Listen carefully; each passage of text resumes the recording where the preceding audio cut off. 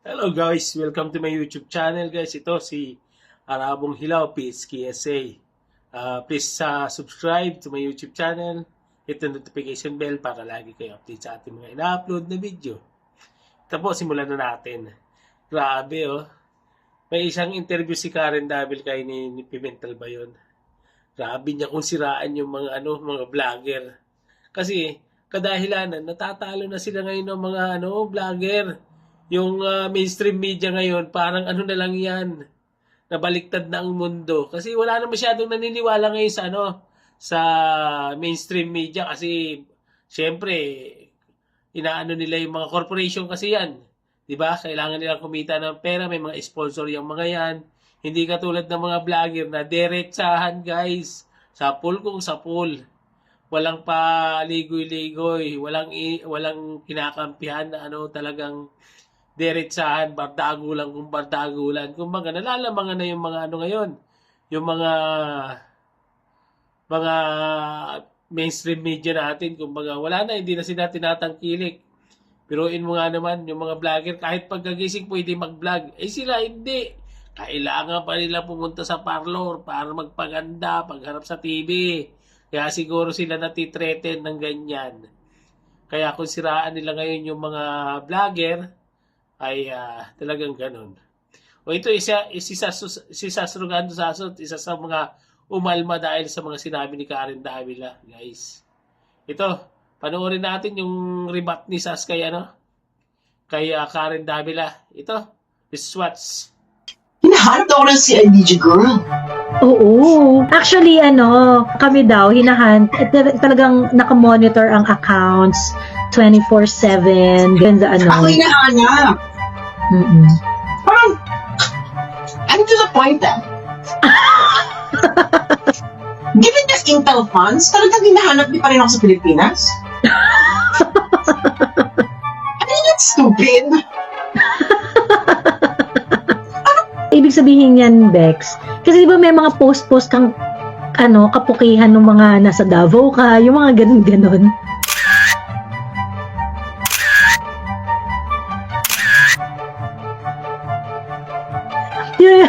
Ibig sabihin, naniniwala sila.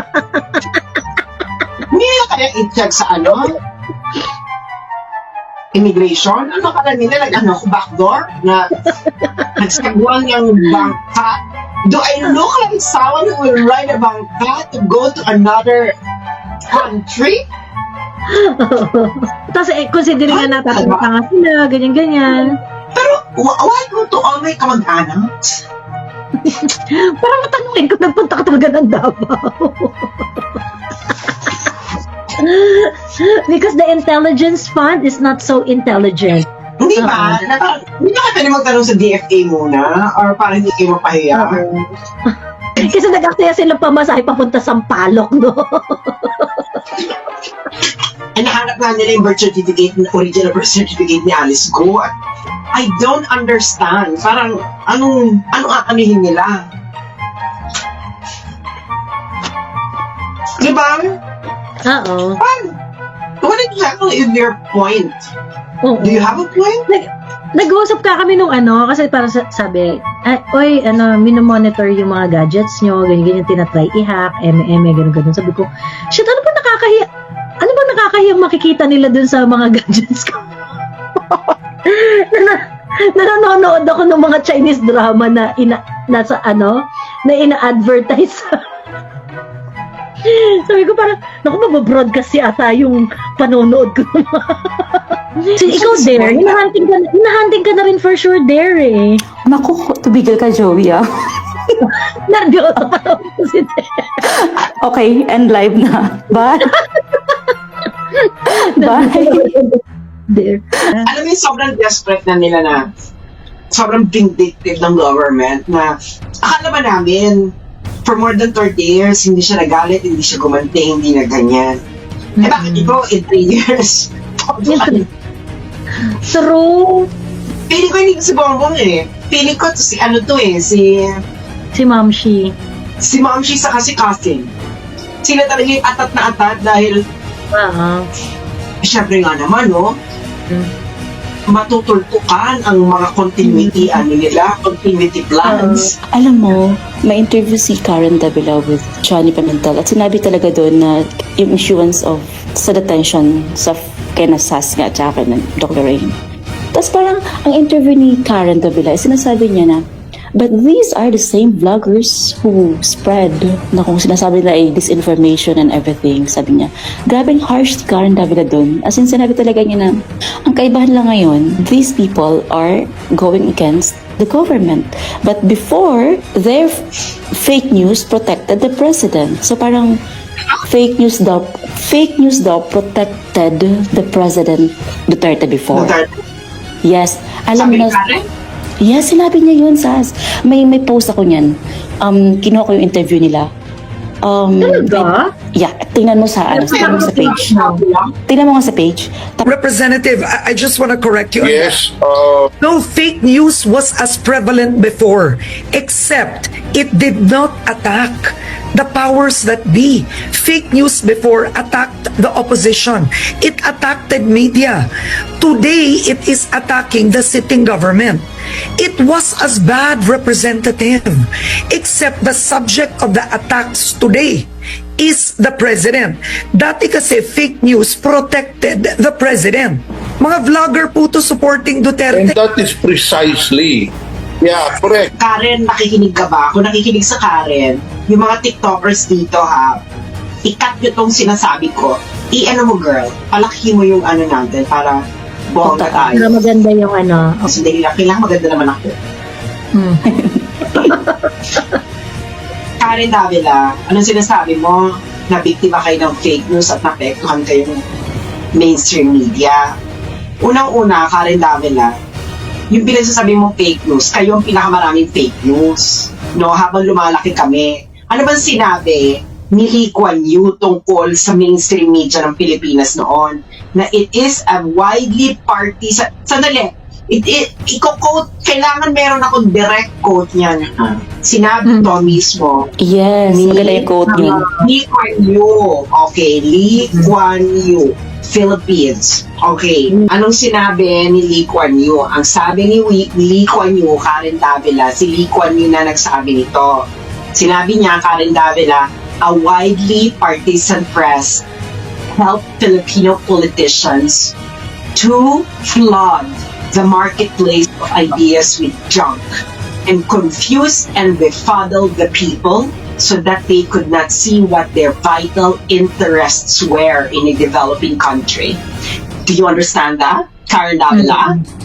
So, si Lee Kuan Yew na mismo ang nagsabi na kayo ang may kasalanan kung bakit nagkaletse-letse ang Pilipinas. Dahil, tatagalugin ko yung sinabi niya, tinapunan ng basura ang consciousness ng mga tao. Kayo ang may kasalanan. Okay. Tapos, sisisihin nyo kami. Sisisihin mo kami. Fake news. Kayo fake news ba? You have been disinforming the public for a very, very long time because ABS-CBN is corporate media. You are actually pushing for the corporate interest of the Lopezes na isa sa mga oligarko ng Pilipinas, and that is a historical fact. Ngayon, ang sunod, Karen, huwag ka nang magmaang-maangan.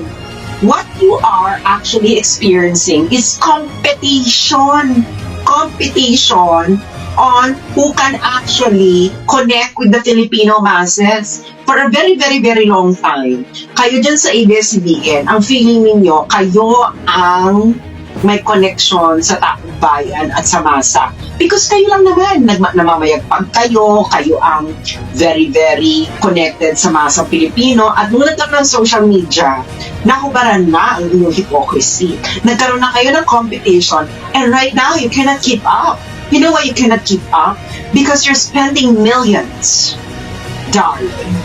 You're spending millions in order to connect to the Filipino masses, while people like us only has our moisture. In order, ibig sabihin, we are connecting to the Filipino masses with less money, with less makeup, with less false eyelashes, Correct. with just organic moisture compared to you. And oiliness. Ibig sabihin, Karen, you are being out-competed.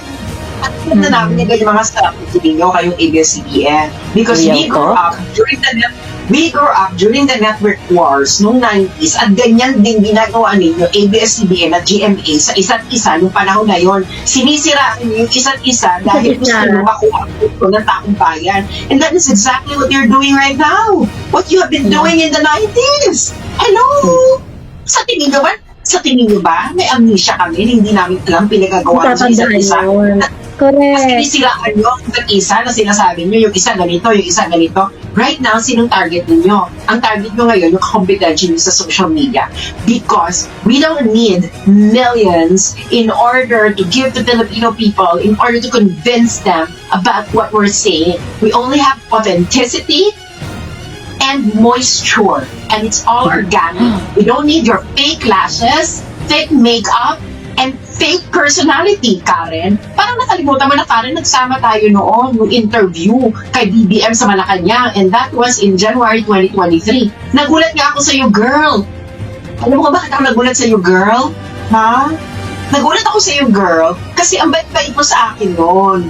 No? Tapos, ang pinaka nakakaloka, noong 2022 election, halos isumpa mo mga Marcos sa iyong interview, tapos noong January 2023, ay puta ka, para kang high school dalagitan, nakakita ng idol niya. You were fawning over PBM during that interview. Ako nga, hindi ko pinapansin eh. Tahimik lang ako. Ikaw talaga, you were fawning, girl. Fawning. You spell fawning. F-A-W-N-I-N-G. Diyos me, yung Sandisi Matringa, nagtigilan mo ako, Karen. You are being outcompeted. Simple. Real talk naman si Sa. P with a letter T with an exclamation point and a parenthesis saying net mo, close parenthesis. True. I think yung interview ni Karen, it's a PR interview.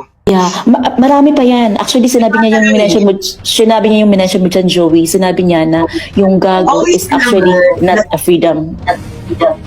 Always remember, ABS-CBN has partnership with the media of Martin Romualdez. So, it goes without saying. So, parang lifeline nila yung ni Martin Romualdez. Actually, lifeline ng ABS-CBN ang mga Marcoses at Romualdez. As simple as that. Actually, ito yung sobrang daming ang problem ko dun sa ni Karen. It is pretending to be in favor of the vloggers actually. It is actually pretending to be in favor of freedom of speech.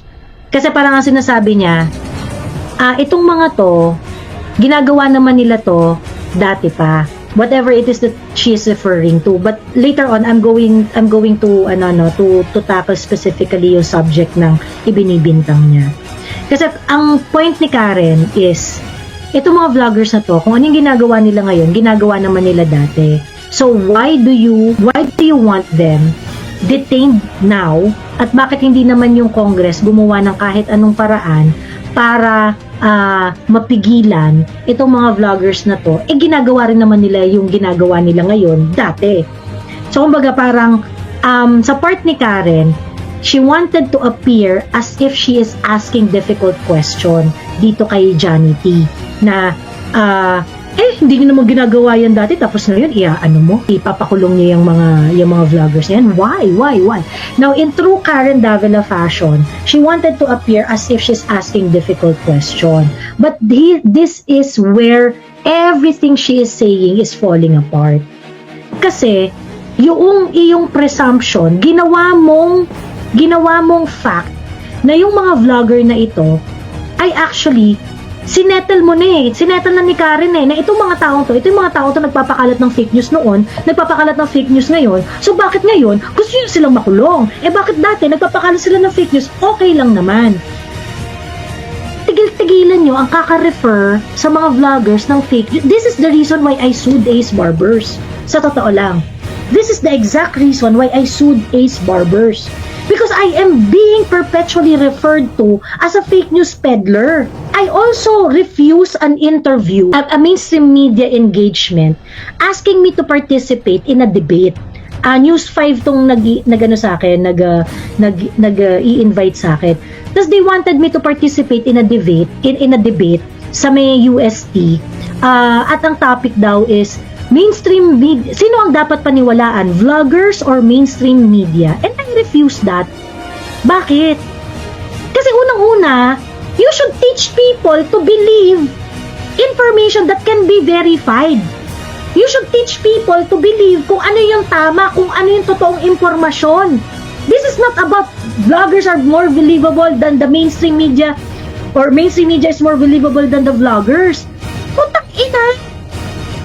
Tigil-tigilan niyo yung kasasalsal na kaming mga vloggers ang fake news peddlers dito. 'Di ba? May mga vloggers na hindi accurate yung information, hindi. But so are you! So are you, mainstream media? Kaya talaga, you know, it was really necessary for me to protect my reputation, my credibility, do sa being referred to as, ayan, fake news peddler yan, ayan, ganyan. Kasi ginagawa facts mga putang ina sa mainstream media. Sobrang gago ninyo. And I think, yung ganong banat ni, yung mga ganong banat ni Karen Davila, those are unacceptable, no? Yung parang, talaga, putang ina nyo, kaming mga vloggers, ang fake news peddlers, kami ang mga fake news peddlers, kayo, pag nagpakalat nga kayo ng fake news, wala kayo sorry. Ang mga vloggers, kapag gumawa ng balita, na let's say fake news, defamatory, they have to face all their legal cases by themselves. Kayo, Karen, pag nademanda kayo tungkol sa mga fake news ninyo, you have an army of lawyers to defend you and your news organization. Sinong mas malaki ang risk na tinatahak between you and the vloggers? Can we stop looking at people based on their... Kasi ganito yun yung tama si Sas sa sinabi niya kanina We outlasted, and outcompeted you. Despite us, na walang make-up dito, walang studio, walang lighting, walang staff, walang mga kung ano-anong pagpapanggap. Pero mas pinapakinggan kami ng tao kesa sa inyo. Galit na galit kayo sa fact na yan. Kasi we figured out. Guys, salamat sa mga panunood at yun lang ang video natin for today. Don't forget to like and subscribe to my YouTube channel, Arabong Hilaw, PHKSA.